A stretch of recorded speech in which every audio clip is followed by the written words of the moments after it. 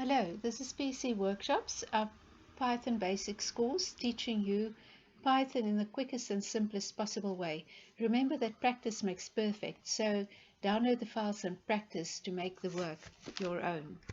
So today I'm going to show you how to loop a list.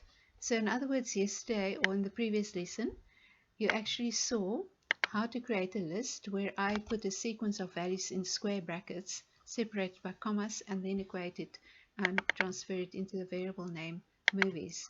So I wanted to show you how to actually loop the list so I can get to the individual values, Bambi and then Rambo and then Shrek and then Cinderella. So I've got here a for loop.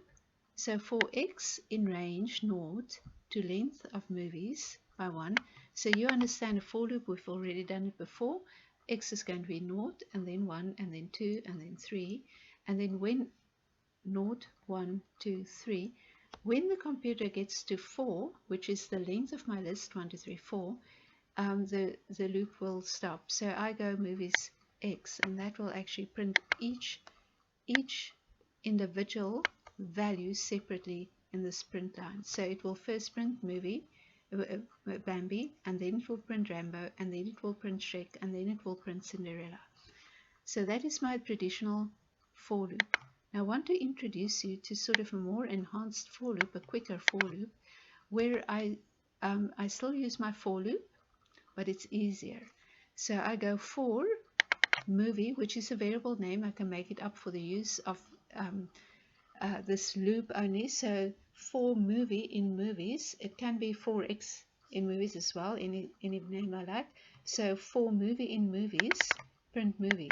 So what this for loop will do, it will just go through the list and one by one put each value into movie. So Bambi goes into movie, print movie, and then Rambo goes into movie, and then print movie, print Rambo.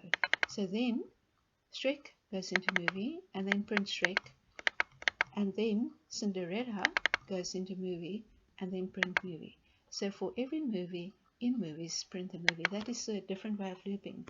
So I'm going to run that, and you'll see the first list prints Bambi, Rambo, Shrek is Cinderella, and so does the second loop. And that's all. You see, it's very simple.